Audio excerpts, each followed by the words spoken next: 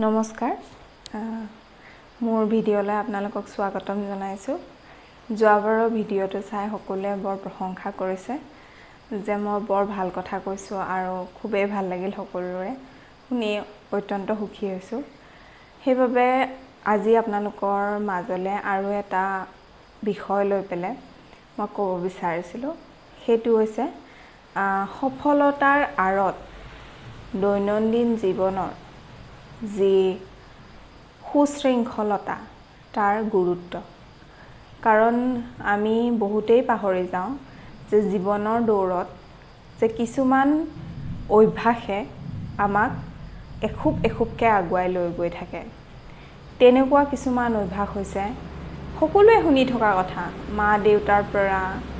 হয়তো খুৰা-খুৰীৰ পৰা মানে বিজ্ঞজনৰ পৰা ডাঙৰ সকলৰ পৰা সকলোৱে শুনি থকা কথা কিন্তু হলেও যেন আমি কথাবোৰ গুৰুত্ব নিদিও বা কেতিয়াবা হয়তো আমি কথাবোৰ ভাবো যে সময়গতিত হয়তো সেই কথাবোৰৰ মূল্য নাই তেনেকে ভাবিবলে বহু কথা আমি বাদ দিও তো তেনেকুৱাবোৰ কথাৰ মাজৰ পৰাই মই এটা কথা ক'ব বিচাৰিছো সেইটো হৈছে দৈনন্দিন জীৱনত যি সুশৃংখলতা সেইটো বজাই ৰখাটো আপোনালোকে ভাবিছে কি জানি হেতুনো কি ডাঙৰ কথা হয় তাতে বহুকেটা ডাঙৰ কথাই আছে এতিয়া যেহেতুকে মই মোৰ শ্ৰোতাসকল বা যোনে মোৰ এই ভিডিঅ'টো চাব তেওঁলোক সকলোলৈকে কৈছো মোৰ ভিউৱাৰ সকললৈ যে দৈনন্দিন জীৱনত মই আকৌ এবাৰ কওঁ যে মোৰ যোনখিনি ভিউৱাৰ হয় তেওঁলোকক যেহেতুকে মই ছাত্ৰ-ছাত্ৰীসকলক উদ্দেশ্যি ভিডিঅ'টো বনাইছো আগৰ ভিডিঅ'টো ছাত্ৰ-ছাত্ৰীসকলক উদ্দেশ্যি আছিল এটোও মই ছাত্ৰ-ছাত্ৰীসকলৰ বাবেই বনাইছো আৰু আগলেও যদি কিবা ক'বলগীয়া থাকে হয়তো তেওঁলোকক উদ্দেশ্যি কম কাৰণ কিয় মই ভাবো যে ছাত্ৰ-ছাত্ৰীসকল হৈছে সেই উঠি অহা প্ৰজন্ম যোনে হয়তো নিজৰ বহু জীৱনত যোনখিনি হয়তো ভুল কৰি আহিছে বা ভুল কৰিবলগীয়া হ'বগৈ সেইবোৰ নকৰিবৰ কাৰণে কিছুমান উপদেশ তাৰে ভিতৰত যেহেতুকে মই এই বিষয়টোলৈ ক'ব বিচাৰিছো যে দৈনন্দিন জীৱনত এই কাৰণে মানুহে সুশৃংখলতা বজাই ৰাখিব লাগে কাৰণ এটা অভ্যাস অত্যন্ত গুৰুত্বপূৰ্ণ আপোনাৰ ভৱিষ্যতৰ কাৰণে তাৰে ভিতৰত হৈছে যে আপোনালোকে কেনে ধৰণে নিজৰ জীৱনটো পৰিচালিত কৰিছে আপোনালোকে দেখিছে যে আমাৰ সকলো ফালে যেহেতু মহামাৰীয়ে আৱৰি আছে হয়তো আপোনালোকে ভাবিছে যে বহুত কাৰণৰ কাৰণে এইবোৰ হৈছে হয় বহুত কাৰণৰ কাৰণে এইটো হৈছে তাৰে ভিতৰত হৈছে মানুহৰ জীৱন ধাৰণ তাৰ মানে ক'বলৈ গ'লে চাবলৈ যাব যে আপুনি ৰাতিপুৱা কি খাইছে দুপৰীয়া কি খাইছে ৰাতি কি খাইছে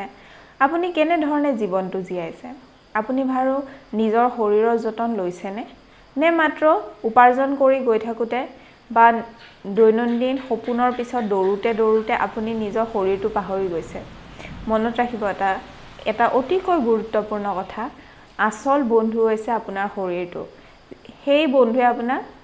কেতিয়ালৈকে নেৰে যেতিয়ালৈকে আপোনাৰ শেষ উশাহটো থাকিব তো সেই কাৰণে সেই বন্ধুক আপুনি ভালকৈ যতন লওক আপোনাৰ মনটোৰ আটাইতকৈ ডাঙৰ বন্ধু হৈছে আপোনাৰ শৰীৰ আৰু মনক সদায় একেলগে ধুনিয়াকে এটা যদি গতিত আমি লৈ যাব পাৰো তেতিয়া হলে হে আমাক জীৱনত যথেষ্ট পিছলৈ সুখী কৰি ৰাখিব হুমেন বৰগোহাঁই ছাৰে এটা কথা লিখি থৈ গৈছে তেখেতৰ এখন কিতাপে আছে এই বিষয়ৰ ওপৰত যে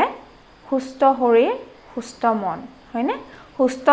শৰীৰেহে সুস্থ মনৰ গৰাকী আৰু একে সময়তে সুস্থ মনৰ গৰাকী হবৰ কাৰণে সুস্থ শৰীৰ এটা অত্যন্ত প্ৰয়োজন হেতু কথা ক'বলৈ যাওঁতে মই এটা কথাই কওঁ যে ছাত্ৰ-ছাত্ৰীসকল তোমালোকে ৰাতিপুৱাৰ পৰা ৰাতিলৈ অৰ্থাৎ তোমালোকে শুই উঠাৰ পৰা ৰাতি আকৌ এবাৰ শুৱালৈ যে তোমালোকে দিনটো কেনে ধৰণে পৰিচালিত কৰিছা হেতুৰ ওপৰত তোমালোকে গুৰুত্ব দিবা যেনেকে তোমালোকে চাবা যে তোমালোকৰ আমাৰ বহুত কথা আয়ুৰ্বেদত লিখা আছে আমাৰ বেদবোৰত লিখা আছে কেনেধৰণে জীৱনটো পৰিচালনা হ'ব লাগে হয় বহুতে কয় যে আমাৰ ইণ্ডিয়ান যোনখিনি কালচাৰৰ বস্তু আছে সেইবোৰ বহুত আউটডেটেড বহুতে সেই বুলি ক'ব বিচাৰে যে আমি ওয়েষ্টাৰ্ণ কালচাৰটো ব্লাইণ্ডলি ফলো কৰোঁ বহুতে হয় নে নহয় কিন্তু এইটো কথা একেবাৰেই তোমালোকে মানি লোৱা উচিত নহয় যে কিছুমান বস্তু সকলো কালচাৰতে ভাল আৰু বেয়া দুইটা উপাদানেই থাকে তাৰে ভিতৰত আমাৰ ইণ্ডিয়ান কালচাৰৰো বহুত বেলেগ বস্তু আছে আমাৰ বেদ উপনিষদত লিখি থৈ যোৱা গৈছে হয়নে নহয় বিজ্ঞজনে যে কিছুমান বস্তু আমাৰ শৰীৰৰ কাৰণে ভাল যেনেকৈ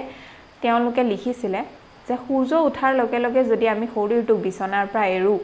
হয়নে বিছনাৰ পৰা আমি উঠাই আনো তেতিয়াহ'লে সেইটোৱে কি কৰিব দিনটো এটা সুখী মন কৰি ৰাখিব অৰ্থাৎ এটা মনটো সদায় ফৰকাল হৈ থাকিব তো তোমালোকে চেষ্টা কৰিবা যাতে তোমালোকে সোনকালে উঠি পেলাই নিজৰ দৈনন্দিন কাম আৰম্ভ কৰা তাৰ লগতে এটা বহুতেই গুৰুত্বপূৰ্ণ কথা হৈছে যে তোমালোকে পানী খাবলৈ কেতিয়াও নাপাহৰিবা পানীয়ে প্ৰাণ আৰু পানী নোখোৱাৰ কাৰণে বহুতো ডাঙৰ ডাঙৰ বেমাৰ হৈছে মই কিয় বেমাৰৰ কথা ক'ব খুজিছোঁ এই কণ্টে মই আকৌ কওঁ যে এটা সুস্থ শৰীৰে সুস্থ মনৰ গৰাকী হয় আৰু এটা সুস্থ শৰীৰ আৰু সুস্থ মনক লৈ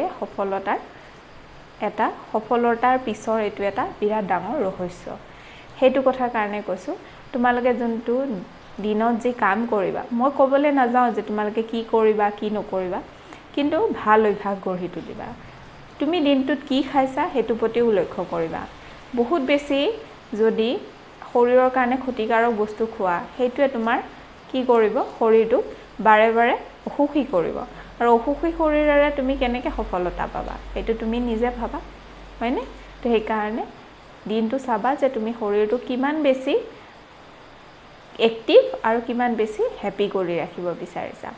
আৰু লাহে লাহে তোমাৰ শৰীৰৰ যতন লোৱাৰ লগে লগে তুমি দেখিবা যে তোমাৰ মনটোও ভাল লাগি আহিছে তোমাৰ মনটোও